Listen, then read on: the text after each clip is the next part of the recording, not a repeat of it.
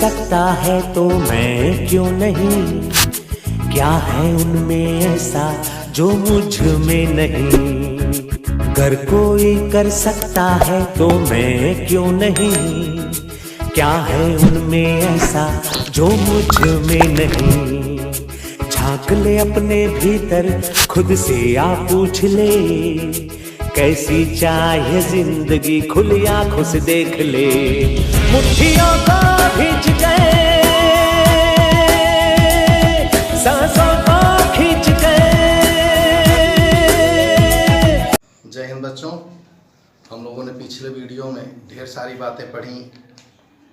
पाषाण काल से लेकर फिर वर्तमान में हमने पढ़ा किस प्रकार महाजनपदों का उत्थान हुआ, फिर किस प्रकार जैन धर्म, किस तरह बौद्ध धर्म, किस प्रकार इन सब ने अपना अपना विकास करके नए नए तरह से हमने देखा।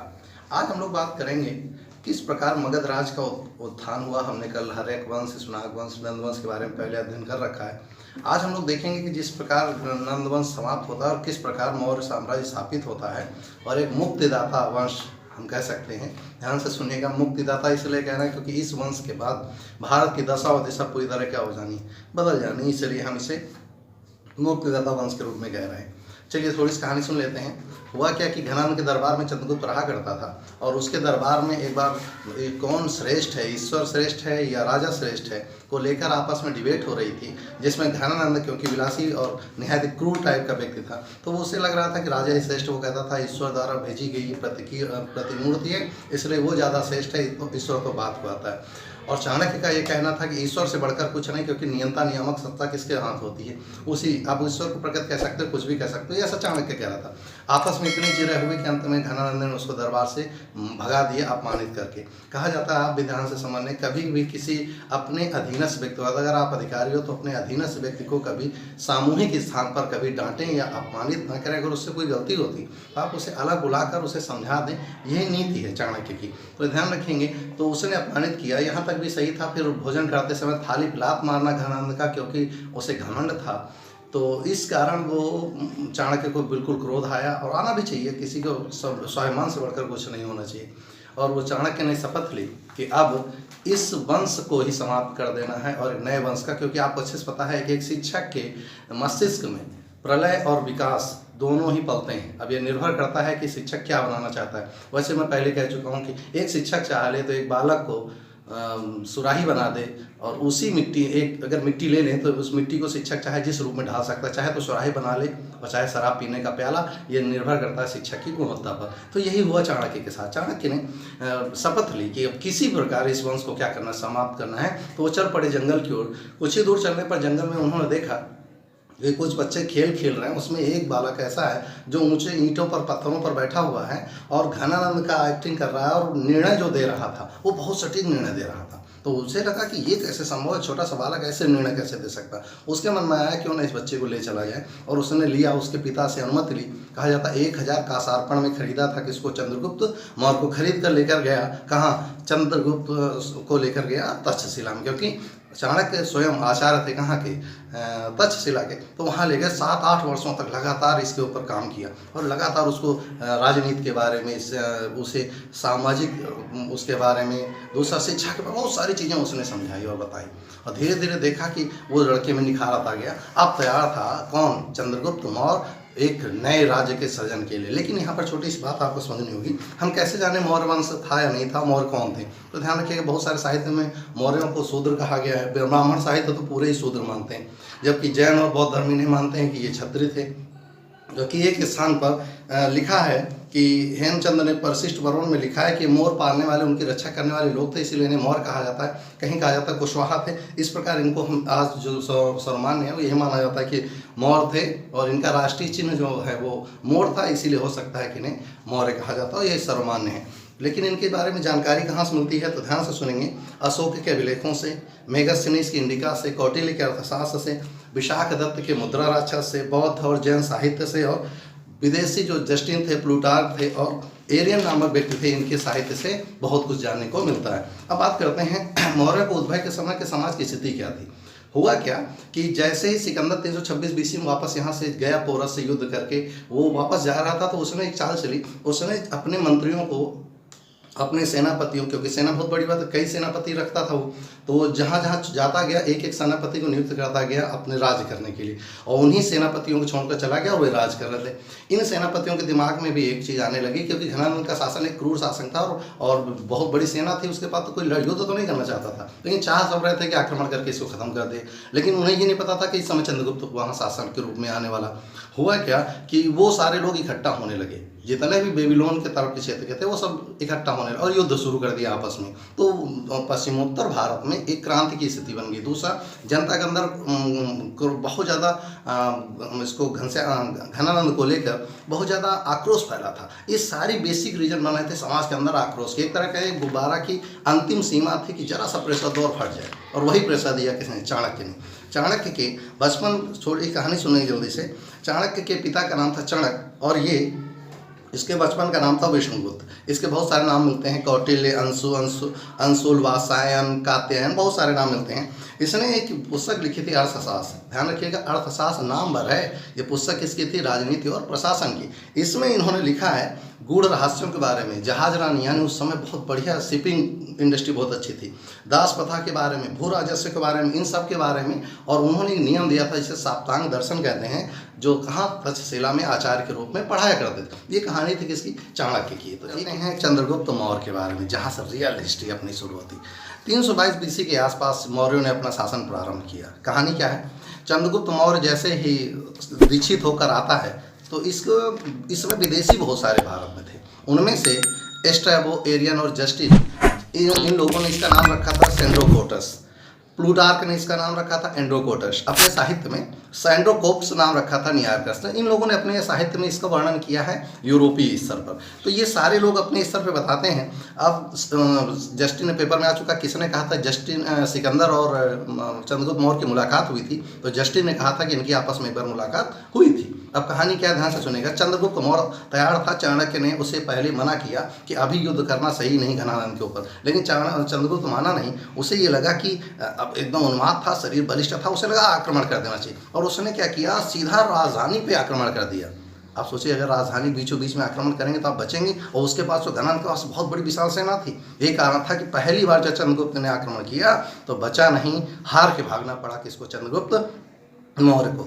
जब निराश होकर आया चाणक्य के पास, तो चाणक्य ने उसे कहा कि आप उस दिन गांव के बीच स्थितियां देखने जाओ। तो वो गांव गया तो एक महिला अपने बच्चे को उलाहना जैसे क्या दे रही थी कि ये बच्चा रोटी खा रहा था, गर्म रोटी, तो बीच से तोड़ के खा रहा था। तो उसकी माँ ने कहा, बेवकूफ़ हो क्या? चंद्रगुप्त मौर्य हो जो बीच से रोटी खाते हो? अरे पहले बाहर से ठंडी रोटी को खाना चाहिए, धीरे धीरे अंदर की ओर जाना चाहिए। उसे लगा ये क्या कह रही, हमको कमेंट था।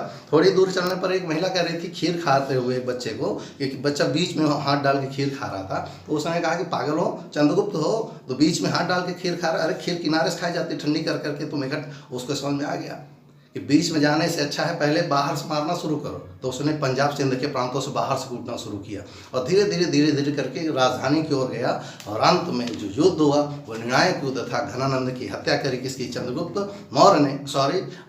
मौर्य ने किसकी? घनानंद की। और एक नए वंश की स्थापना की जो थी चंद्रगुप्त मौर्य का वंश के रूप में, जिसे हम मौर्य वंश कहते हैं। ये कहानी थी चंद्रगुप्त मौर्य की। 322 BC में मात्र 25 वर्ष की उम्र में राजा बना कौन? चंद्रगुप्त मौर्य, और इसे भारत का पहला सम्राट कहा गया।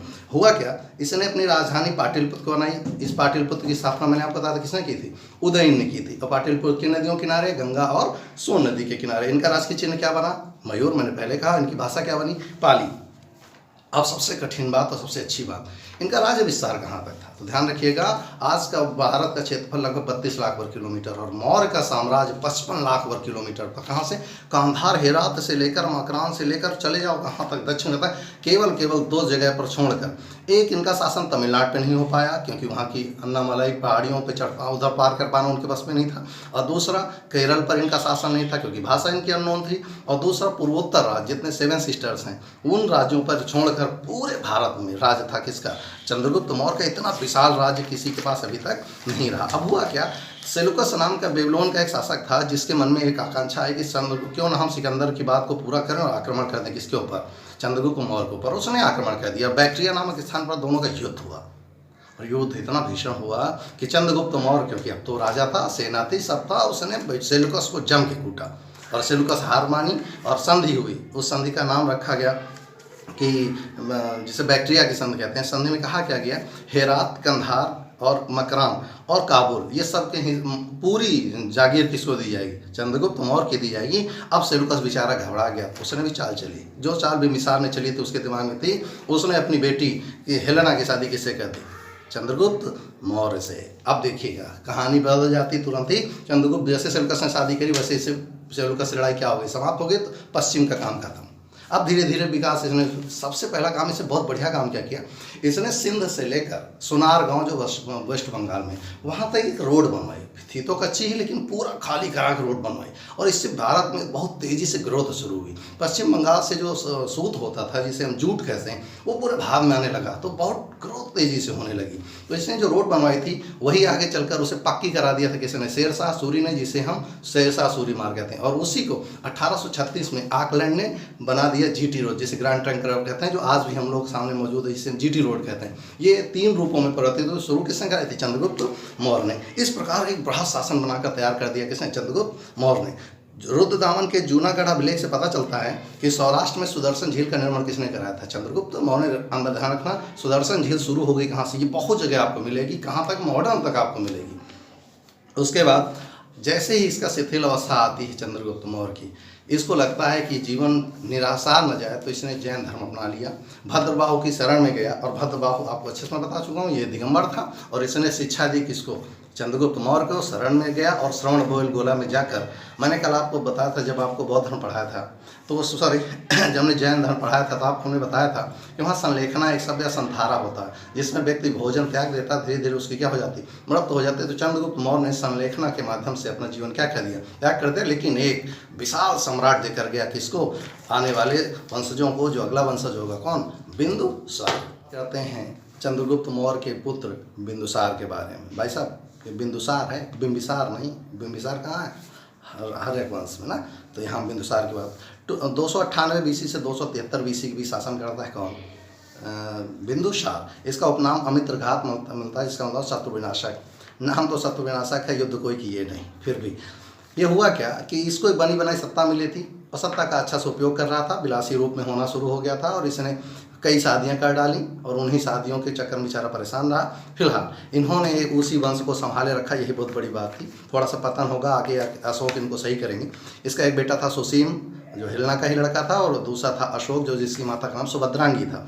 अब ये दोनों ही कहानी बनेंगी एक दूसरे की विरोध के कारण। इनके शासनकाल में पहली बार तक्षशिला में विद्रोह हुआ। विद्रोह किस बात को लेकर हुआ, अरे भाई चाणक्य ने जो रचना रच रखी थी उसमें वहाँ के जो सैनिक थे, वहाँ स्थानीय लोग, वो धीरे धीरे विरोध करने लगे कि आप शासन वहाँ से चलाते हैं और शासित हम होते हैं, कर ढेर सारा टैक्स हम देते हैं और हमें सुविधाएं नहीं मिलती। विद्रोह हुआ तो बिंदुसार ने अपने बड़े बेटे सुसीम को भेज दिया, कहाँ जाओ दमन करके आओ तक्षशिला में। बेचारे का दमन हुआ, रंग से कूटा गया, वापस आ गया। अब भेजा गया अशोक को, 13 साल की उम्र, सोच सकते हैं क्या उम्र रही होगी, 13 साल 14 साल की उम्र में अशोक को भेजा गया यहाँ तक्षशिला में। और अशोक जैसे ही पहुंचा अपने कुटिल बुद्धि से, क्योंकि यहाँ भी उसके पीछे खड़ा था कौन, चाणक्य। फिर उसने रचना रची और चाणक्य ने फिर उसको समझाया, उसकी रचना पूरी कहानी चाणक्य की रची हुई थी। और उसने जाके टूटा पीटा तक्षशिला को शासन में लिया। और इस प्रकार एक चीज़ एहसास हो गया बिंदुसार को कि आने वाले समय में अशोक को ही मुख्य रूप से राजा या शासक के रूप में करना होगा। अच्छा एक चीज़ ध्यान रखिएगा, जिस समय इसको भेजा गया था राजा बनेगा अशोक, उस समय पाटलिपुत्र का क्या था, राज्यपाल था। ध्यान रखिएगा इस चीज़ को। अब हुआ क्या, बिंदुसार ने सोचा कि हम देश के अंदर हो सकता हमारी स्थितियाँ बिगड़े, तो उसने विदेशों संबंध स्थापित करना शुरू किया। उसने क्या किया, सीरिया के राजा को एक संदेशा भेजा और उससे कहा कि हमें सूखे अंजीर, अंगूरी शराब और दार्शनिक हमें भेज दो, हमें आवश्यकता है। सीरिया का राजा युद्ध नहीं, बेबीलोन का क्षेत्र, वहाँ का राजा चाह रहे हैं। सीरिया की क्या चीज़ें प्रसिद्ध, राजधानी क्या, दमिश्क की तलवारें फेमस है, ध्यान रखिएगा। चलिए, तो उन्होंने क्या किया कि ये चीज़ें मांगी, तो उसने सूखे अंजीर और अंगूरी शराब तो भेज दी, लेकिन दार्शनिक नहीं भेजा, ये कह के कि हमारी सभ्यता और संस्कृति इसकी इजाज़त नहीं देती। इसके बाद इसने क्या किया कि मिस्र के टॉलमी से, जो फिलाडेल्फस था, उससे उसने एक राजदूत भेजा, किसके दरबार में, बिंदुसार के दरबार में। अभी राजदूत का काम आ गया था डायमेकस को। इस प्रकार ये जो बिंदुसार था, ये आजीवक संप्रदाय से संबंधित था और इसका जीवन काल बहुत विलासी पूर्वक रूप में जीवन जी के चला गया और बहुत अच्छा जीवन जी नहीं पाया। अंत में इसकी विलासा के कारण ही क्या हो गई, मृत्यु हो गई। और अगला शासक आएगा, आप अच्छे से पता, सुसीम की क्षमता नहीं थी, तो अगला शासक कौन होगा, अशोक होगा। अब बात आती है अशोक की। नाम से ही अच्छा लगता है कि अशोक ने बहुत बड़ा विशाल साम्राज्य स्थापित किया। दक्षिण में जो कलिंग कोई नहीं जीत पाया था, कलिंग में भी जाने की क्षमता किसमें थी? अशोक में ये चीज़ को चाणक्य अच्छे से जानता था। ध्यान रखिएगा, चाणक्य की हत्या हिलना, सुसीम, इन सब ने मिलकर रचना रच के उसकी हत्या करा दी। तो इस चीज़ का बहुत दुख था किसको? अशोक को। और यही दुख कहा जाता है कि कुंठा इतनी अंदर पड़ जाए कि वो विद्रोह का रूप ले ले, तो वही अशोक के साथ था। अशोक 273 से लेकर 232 तक राजा रहा, लेकिन उसने राजगद्दी संभाली 269 में। 4 वर्ष उसको लग गए गद्दी प्राप्त करते। ये कहानी क्या थी? कहानी ये थी, सुसीम के साथ एक बहुत बड़ा दल रहा करता था जिसमें कई भाई उसके हुआ करते। कहा जाता है कि अशोक ने 99 भाइयों की हत्या करके 269 में राजगद्दी पाई थी। हम नहीं मानते, लेकिन इतिहास ऐसा मानता है कि बहुत सारे भाइयों की इसकी हत्या करनी पड़ी थी, क्योंकि क्यों कोई ना कोई उसके पीछे लगा रहा सत्ता हासिल करने, क्योंकि इतने विशाल सत्ता कौन चाहेगा। और सबसे बड़ा दावेदार तो सुसीम ही था। उसको लेकर आपस में विवाद हुआ, अंत में सबको निपटाकर अशोक गद्दी पर बैठा 269 ईस्वी में। और जब इसका उल्लेख अशोक शब्द का मास्की गुर्जरा अभिलेख में इसका पहली बार नाम अशोक मिलता है। इसका नाम पेदस्सी भी मिलता है बहुत जगह पर। गद्दी में बैठते समय वह अवंती का राज्यपाल था। मैं पीछे बोल गया हूँ भूलवश। राज्यपाल था कहाँ का? अवंती का। ये वही अवंती है जहाँ चंडप्रद्योत था। चंडप्रद्योत के पास भेजा था जीवक को। किसने? बिम्बिसार ने, कि भैया जाओ अवंती को शासन में मिलाने की योजना रची थी। वही अवंत उसको उस राज्यपाल कौन था? अशोक था। राज्याभिषेक के 8वें वर्ष पेपर में आ चुका है किस वर्ष उसने कलिंग पर आक्रमण किया। राज्याभिषेक 69 में उसने अपना कराया था, और 61 में 8 वर्ष पीछे आगे जाने पर 261 ईस्वी में उसने कलिंग को जीता और उसकी राजधानी तक घुस गया। तोसली उस समय राजधानी थी। कलिंग उड़ीसा के आसपास का क्षेत्र था।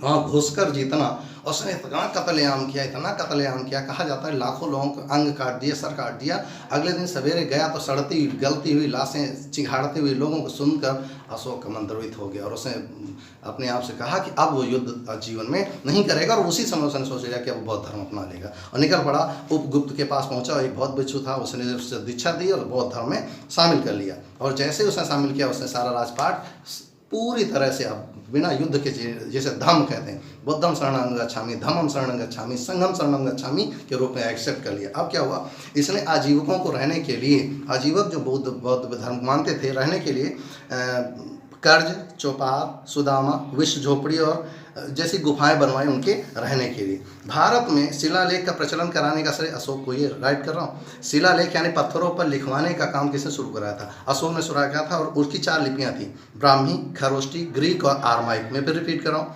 ब्राह्मी, खरोष्ठी, ग्रीक और आर्माइक। ग्रीक और आर्माइक ये अफगानिस्तान में यूज होती हैं, खरोष्ठी पाकिस्तान में खरोष्ठी उल्टा लिखी जाती है, और ब्राह्मी हम यूज़ करते हैं दाएं से बाएं की ओर। और ध्यान रखेंगे इन लिपियों का उल्लेख अशोक के 14 शिलालेख पैंथलर ने खोजे थे, और पहली बार इनको पढ़ पाने में सफलता जेम्स प्रिंसेप को मिली थी। यानी अशोक के अभिलेखों को पहली बार कोई पढ़ पाया था तो जेम्स प्रिंसेप था। खोजा किसने था? पैंथलर ने। कितने थे? 14। काहे कि यूज पूरे राज्य में छोटे छोटे पत्थर लगाए गए थे जगह जगह, और राज्य की सूचना लिखी जाती ताकि आदमी युद्ध और बुराइयों को छोड़कर अच्छी चीज़ें एक्सेप्ट करे, इसलिए शिलालेख लिखवाता था। कौन? अशोक। बहुत चालाक था। अब हुआ क्या? अशोक की जैसे ही मृत्यु होती है, वैसे वैसे इस राज्य का, इस मगध राज्य का धीरे धीरे क्या होना, पतन शुरू होता है।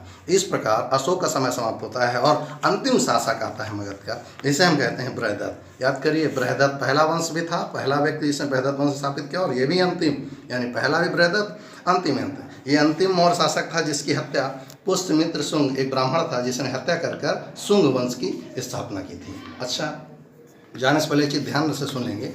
इसकी आप पीछे जो नोट्स लगा करता था उसके लिए परेशान ना हो, बहुत ज़्यादा फ़ोन आ रहे थे कि सर वो समझ नहीं आता पीछे क्या है, तो इसकी PDF फाइल लिंक में दी है, तो PDF फाइल से डाउनलोड कर लिया करिए, परेशान होने की जरूरत नहीं होगी कि सर उसमें कैसे करें क्या करें। तो ये PDF फाइल आपको नीचे मिलेगी लिंक में, डाउनलोड कर लीजिए, नीचे जाइएगा डाउनलोड कर लीजिएगा, आपको सुविधा रहेगी। और नोट्स जरूर बनते रहेगा, मैं जब भी आऊँगा क्लास आपको चेक करूँगा, आपका नोट्स हमेशा अवेलेबल होना चाहिए, ठीक है। फिलहाल ये अशोक के बारे में था। अब इसके बाद मौर्य वंश के बारे में 2-3 वीडियो और बनेंगे, कारण अभी इनकी राजनीतिक स्थिति, आर्थिक स्थिति, भारत में विदेशों से संबंध, सारा कुछ हम पढ़ेंगे एक एक करके। फिलहाल आज के लिए इतना ही। जय हिंद।